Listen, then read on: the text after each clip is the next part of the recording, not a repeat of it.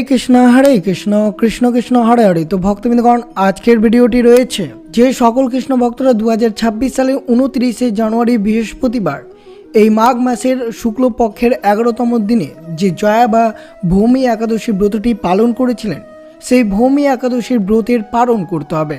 অর্থাৎ আজ 30শে জানুয়ারি শুক্রবার, আজ ভৌমি একাদশীর ব্রতের পালন। যে সকল কৃষ্ণ ভক্তরা এই ব্রতটি পালন করে একাদশীর পরের দিন অর্থাৎ দ্বাদশীতে সঠিক নিয়ম এবং সঠিক সময়ে যদি ব্রতের পালন না করেন, তাহলে ব্রতের কোনো পূর্ণ ফলাফল পাওয়া যাবে না। তাই বিশেষ করে আপনাদেরকে শ্রবণ করতে হবে এই জয়া বা ভৌমি একাদশীর পালন কখন করবেন, পালন মন্ত্রটি কী এবং পালনের সঠিক সময় কখন রয়েছে। 30শে জানুয়ারি শুক্রবার পালন করতে হবে। এই পালনের সঠিক সময় যদি আপনারা পালন করেন, তাহলে ব্রতের অবশ্যই আপনার পূর্ণ হবে। তো অবশ্যই শ্রবণ করবেন কিভাবে এই জয়া বা ভৌমি একাদশীর ব্রতের পালন করবেন। অবশ্যই ভিডিওটি আপনার জন্য অত্যন্ত গুরুত্বপূর্ণ হতে চলেছে, তাই ভিডিওটি অবশ্যই শুরু থেকে শেষ পর্যন্ত ভক্তি সহকারে শ্রবণ করবেন। আর চ্যানেলে নতুন হয়ে থাকলে দয়া করে চ্যানেলটিকে সাবস্ক্রাইব করবেন, লাইক করবেন, কমেন্টে ভক্তি ভালোবাসা শ্রদ্ধা দিয়ে জয় শ্রীকৃষ্ণের জয় লিখে দিতে ভুলবেন না এই শুভ দিনটিতে। অবশ্যই ভিডিওটি আপনারা শুরু থেকে শেষ পর্যন্ত ভক্তি সহকারে শ্রবণ করুন। 2026 সালের 29শে জানুয়ারি বৃহস্পতিবার শ্রী শ্রী জয়া বা ভৌমি একাদশীর ব্রতটি সকল কৃষ্ণ ভক্তরা ব্রতটি পালন করেছিলেন। ব্রত পালনের ঠিক পরের দিন অর্থাৎ দ্বাদশীর দিনে ব্রতের পালন করতে হয়। যদি আপনারা ব্রত পালন করে পরের দিন অর্থাৎ দ্বাদশী তিথিতে ব্রতের পালন না করেন, তাহলে ব্রতের কোনো পূর্ণ ফলাফল পাওয়া যায় না। তাই আজ 30শে জানুয়ারি শুক্রবার, আজ জয়া একাদশীর ব্রতের পালনের দিন, যেটি মাঘ মাসের শুক্লপক্ষের 11তম দিনে এই জয়া একাদশী বা ভীষ্ম একাদশী ব্রতটি পালিত হয়েছিল। সনাতন ধর্মের এই একাদশীর বিশেষ গুরুত্ব রয়েছে। মান্যতা আছে জয়া একাদশী উপবাস করলে শ্রীহরি এবং মা লক্ষ্মীর বিশেষ আশীর্বাদ পাওয়া যায়। তার সাথে বাড়িতে সুখ শান্তি সমৃদ্ধি বয়ে আসে। পাশাপাশি জীবনের সমস্ত আনন্দ ভোগ করার পর মোক্ষ লাভ হয়, অর্থাৎ ভূত প্রেত বা পিশাচের জীবন পাওয়ার চিন্তা থাকে না। তাই বিশেষ করে শ্রবণ করবেন কিভাবে আপনারা এই জয়া বা ভৌমি একাদশীর ব্রতের পালন করবেন। এইভাবে পালন করলে অবশ্যই ব্রতের পূর্ণ ফল আপনারা লাভ করতে পারবেন। যেহেতু মাঘ মাসের শুক্লপক্ষের 11তম দিনে এই জয়া বা ভৌমি একাদশীর ব্রতটি পালিত হয়ে থাকে। যে সকল কৃষ্ণ ভক্তরা এই জয়া বা ভৌমি একাদশীর ব্রতটি 29শে জানুয়ারি বৃহস্পতিবারের শুভ দিনে ব্রতটি পালন করেছিলেন, তারা অবশ্যই আপনাদের ব্রতটি সম্পূর্ণ হবে। যদি আপনারা পরের দিন অর্থাৎ দ্বাদশী তিথিতে এই নিয়ম, এই বিধি এবং এই মন্ত্র এবং এই সঠিক সময় দেখে আপনারা যদি পালন করতে পারেন, তো অবশ্যই পালনের সময় কী রয়েছে তা শ্রবণ করবেন। মাঘ মাসের শুক্লপক্ষের একাদশীর ঠিক পরের দিন অর্থাৎ দ্বাদশীর দিন, যেটি 30শে জানুয়ারি শুক্রবার, এই শুভ দিনে সূর্যোদয়ের আগেই ঘুম থেকে উঠে স্নান করতে হবে। স্নান করার সময় বেশ কয়েকটি জিনিস মাথায় রাখতে হবে। বিশেষ করে যদি আপনারা একাদশীর দিন যেভাবে বাড়িতে গঙ্গা জল মিশিয়ে আপনারা স্নান করেছিলেন, সেইভাবে অবশ্যই দ্বাদশী অর্থাৎ পালনের দিন সেই নিয়মে আপনাদেরকে স্নান করতে হবে। স্নানের পর অবশ্যই পরিষ্কার হলুদ বস্ত্র পরিধান করতে হবে। কিন্তু বিশেষ করে মনে রাখতে হবে পালনের দিন অবশ্যই সূর্য দেবতার প্রার্থনা করবেন। এরপর ভগবান বিষ্ণুর ধ্যান এবং জয়া একাদশীর পালন ও পুজো করার প্রতিজ্ঞা নিতে হবে।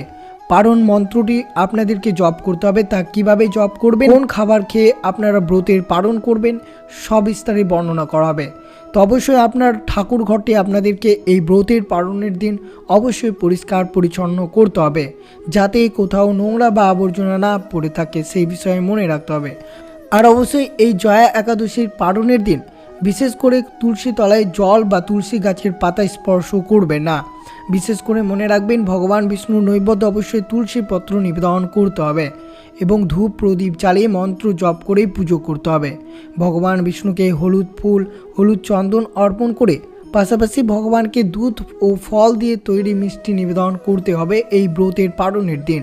এরপর অবশ্যই বিষ্ণুর সহস্র নাম জপ করে ভগবান বিষ্ণু আরতি করে বিতরণ করতে হবে এই প্রসাদ। কিন্তু মনে রাখবেন এইভাবে পালন করবেন। বিশেষ করে পালনের সময় কি রয়েছে, পালনের মন্ত্র কি রয়েছে তা অবশ্যই শ্রবণ করুন। যদি আপনারা এই জয়া একাদশীর সঠিক সময়ে পালন না করেন, তাহলে ব্রতের কোনো পূর্ণ ফলাফল পাওয়া যাবে না।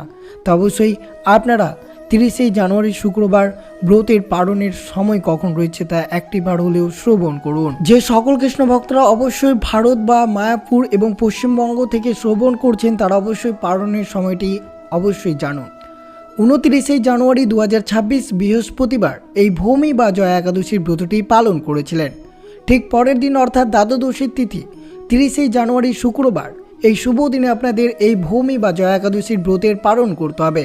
পালনের সময় রয়েছে সকাল 5টা 50 মিনিট থেকে 9টা 31 মিনিটের মধ্যে আপনাদেরকে ভৌমি বা জয়া একাদশীর ব্রতের পালন করতে হবে। এবং বাংলাদেশ থেকে যে সকল ভক্তরা শ্রবণ করছেন তারা অবশ্যই শ্রবণ করবেন বাংলাদেশের পালনের সঠিক সময় কি রয়েছে। বাংলাদেশের পালনের সময় রয়েছে 30শে জানুয়ারি শুক্রবার সকাল 6টা 39 মিনিট থেকে 10টা 21 মিনিটের মধ্যে আপনাদেরকে অর্থাৎ বাংলাদেশ এবং ঢাকার সকল ভক্তদেরকে এই পালনের শুভ সময়ে আপনাদেরকে পালন করতে হবে। আর অবশ্যই জানবেন জয়া বা ভূমি একাদশীর পালনের মন্ত্র কি রয়েছে, যে মন্ত্রটি পাঠ না করলে ব্রতের কোনো পূর্ণ ফলাফল পাওয়া যায় না। আর অবশ্যই শ্রবণ করবেন পালনের সময় আপনারা কি খেয়ে ব্রতর উপবাস ভঙ্গ করবেন। অবশ্যই শ্রবণ করুন জয়া বা ভূমি একাদশীর ব্রতের পালন মন্ত্র। যে পালন মন্ত্রটি অবশ্যই শুভ দিনে 3বার পাঠ করতে হবে। তা হচ্ছে একাদশং নিরাহারো ব্রত নানেন কেশব প্রসিদ্ধ সমুখনাথ জ্ঞান দৃষ্টি প্রদভাব। একাদশং নিরাহারো ব্রত নানেন কেশব প্রসিদ্ধ সমুখনাথ জ্ঞান দৃষ্টি প্রদভাব। একাদশং নিরাহারো ব্রত নানেন কেশব প্রসিদ্ধ সমুখনাথ জ্ঞান দৃষ্টি প্রদভাব। এই জয়া বা ভূমি একাদশীর পালন মন্ত্রটি পালনের সময় অবশ্যই 3বার পাঠ করতে হবে। কোন খাবার খেয়ে আপনারা পালন করবেন তা অবশ্যই শ্রবণ করুন। বিশেষ করে যে সকল ভক্তরা নির্জলা ব্রতটি পালন করে রয়েছিলেন তারা অবশ্যই ভগবান বিষ্ণুর চরণামৃত পান করে আপনারা ব্রতের পালন করতে পারেন। এছাড়াও যে সকল ভক্তরা ফলমূলাদি গ্রহণ করে ব্রতর পালন করেছিলেন তারা অবশ্যই পালন করবেন। ভগবানকে যে পঞ্চরবি শস্য ভোগ নিবেদন করেছিলেন সেই ভোগ অবশ্যই একাদশীর পালন মন্ত্র 3বার ভক্তি ভরে পাঠ করে প্রসাদ গ্রহণের মধ্যে দিয়ে উপবাস ভঙ্গ করতে হবে। তবে অবশ্যই আপনাদেরকে বেশ কয়েকটি নিয়ম পালন করতে হবে। একাদশীর আগের দিন এবং একাদশীর পরের দিন নিরামিষ খাবার গ্রহণ করার চেষ্টা করবেন। এই বিষয়টি আপনাদেরকে অবশ্যই মনে রাখতে হবে। তো অবশ্যই আপনারা জয়া বা ভূমি একাদশীর পালন কিভাবে করবেন, পালনের মন্ত্র, পালনের সঠিক সময় কি তা অবশ্যই আপনাদের সাথে তুলে ধরা হলো। আর অবশ্যই শ্রবণ করবেন জয়া বা ভূমি একাদশীর ব্রত কথাটি। বিশেষ করে আজকের দিন অর্থাৎ পালনের দিনে একটিবার হলেও শ্রবণ করা উচিত এই ব্রত কথাটি, যেটি শ্রবণ করলে আপনাদের অশ্বমেধ যজ্ঞের বাজপেয় পুণ্য ফল লাভ করতে পারবে। পদ্মপুরাণ এবং স্কন্দ পুরাণে এই জয়া একাদশীর ব্রত কথাটি বর্ণিত রয়েছে। এক সময় স্বর্গরাজ ইন্দ্র তার সভা সদদের সাথে নন্দনবনে দিব্য আনন্দ উপভোগ করছিলেন এবং সোমের অমৃত পান করছিলেন। সমাবেশে অসংখ্য অপ্সরা মনোমুগ্ধকর নৃত্য পরিবেশন করছিলেন। পুষ্পদন্তের নেতৃত্বে একদল চমৎকার গায়ক ও সঙ্গীতের উপস্থিত ছিলেন। বনে ফুটে থাকা সুগন্ধি পরাজিত ফুলের সুবাসে সমাবেশে সকলকে আনন্দে ভরিয়ে দিয়েছিলেন। এই সমাবেশে পুষ্পবতী নামে এক সুন্দরী অপ্সরা অন্যান্য অপ্সরাদের সাথে নৃত্য করছিলেন। ইতিমধ্যে বিখ্যাত সঙ্গীতজ্ঞ চিত্রসেন, তার স্ত্রী মালিনী এবং পুত্র মাল্যবান সহ তাদের শিল্পীর প্রদর্শন করছিলেন। মাল্যবান এবং পুষ্পবতী এই আনন্দময় সমাবেশে একে অপরকে দেখছিলেন এবং একে অপরের সৌন্দর্য এবং প্রতিভায় মোহিত হয়েছিলেন। এই আকর্ষণে আটকে গিয়ে তারা দুইজনে ভুলে গেল যে তারা দেবরাজ ইন্দ্রের সামনে একটি নৃত্য পরিবেশন করছে। এর ফলে তারা দুইজনে তাদের সুর এবং ছন্দ হারিয়ে ফেলে। যখন দেবরাজ ইন্দ্র মাল্যবানের কটু গান শুনে পুষ্পবতীকে একই গানে অনুপযুক্তিভাবে নাচতে দেখেন তখন তিনি ক্রোধে উন্মত্তি হয়ে ওঠেন। তার বুঝতে বেশি সময় লাগায়নি যে এই দুই শিল্পী একে অপরের আকর্ষণে মোহিত হয়ে তাদের শিল্প এবং তাদের নিজস্ব শিল্পকে অপমান করছে। এতে ক্রোধ উন্মত্ত হয়ে ইন্দ্র মাল্যবান এবং পুষ্পবতীকে অভিশাপ দিয়ে বলেন, তোমরা দুইজনে এই আনন্দের সমাবেশে আমাকে খুশি করার ভান করছো। বোকা, আমি তোমাদের দুইজনের মধ্যে মোহ স্পষ্ট দেখতে পাচ্ছি। এর মাধ্যমে তোমরা কেবল তোমাদের শিল্পকে নয়, আমাকেও অপমান করছো। যাও, আমি তোমাদের দুইজনকে অভিশাপ দিচ্ছি যে আজ থেকে তোমরা পিশাচ আকার নশ্বর জগতে ঘুরে বেড়াবে এবং স্বামী স্ত্রী হিসেবে তোমাদের পাপের পরিণতি ভোগ করতে হবে। ইন্দ্রের কঠোর অভিশাপে ব্যথিত তাদের কর্মের জন্য লজ্জিত হয়ে মাল্যবান এবং পুষ্পবতী তৎক্ষণাৎ অতুলনীয় নন্দনবন ত্যাগ করে সরাসরি হিমালয়ের নির্জন শিখরে পৌঁছে যান নশ্বর জগতে। মাল্যবান এবং পুষ্পবতী খাওয়া বা পান করার জন্য কিছুই ছিল না, তাই তারা বরফের জায়গায় ক্ষুধার্ত এবং তৃষ্ণার্ত অবস্থায় পড়ে রইল। পিশাচ হিসেবে তারা দুইজনেই হিমালয়ের তীব্র ঠান্ডায় ভুগতে শুরু করে, কারণ এই ঠান্ডা থেকে নিজেদের রক্ষা করার কোনো উপায় তাদের ছিল না। একদিন বিচলিত হয়ে স্বামী স্ত্রী একে অপরকে জিজ্ঞাসা করতে লাগলেন, আমাদের পাপের জন্য এই ভয়াবহ শাস্তি আমাদের আর কতদিন সহ্য করতে হবে? অবশেষে আমরা কখনো এই পিশাচ রূপ থেকে মুক্ত পাব? এইভাবে শোকগ্রস্ত, ক্ষুধার্ত এবং তৃষ্ণার্ত তারা পুরো দিনটি একটি গুহায় কাটিয়েছিল। প্রচণ্ড ঠান্ডায় তারা সেই রাতে ঘুমাতে পারেনি এবং তারা সারা রাত জেগে কাটিয়েছিল দুঃখিত হৃদয়ে ভগবান নারায়ণের নাম জপ করে। তালীয়ভাবে এই দিনটি ছিল জয়া একাদশীর পবিত্র দিন। মাল্যবান এবং পুষ্পবতী এই দিনে উপবাস করেছিলেন এবং ভগবানের ধ্যান করেছিলেন এবং জয়া একাদশীতে রাত্রি জাগরণ করেছিলেন। ফলস্বরূপ তারা জয়া একাদশী উপবাসের পূর্ণ সুফল লাভ করেছিলেন এবং পিশাচ জগৎ থেকে মুক্ত পেয়েছিলেন। পরের দিন একটি দিব্য বিমান হিমালয়ের সেই নির্জন চূড়ায় তাদের তুলে নেওয়ার জন্য এসে পৌঁছান।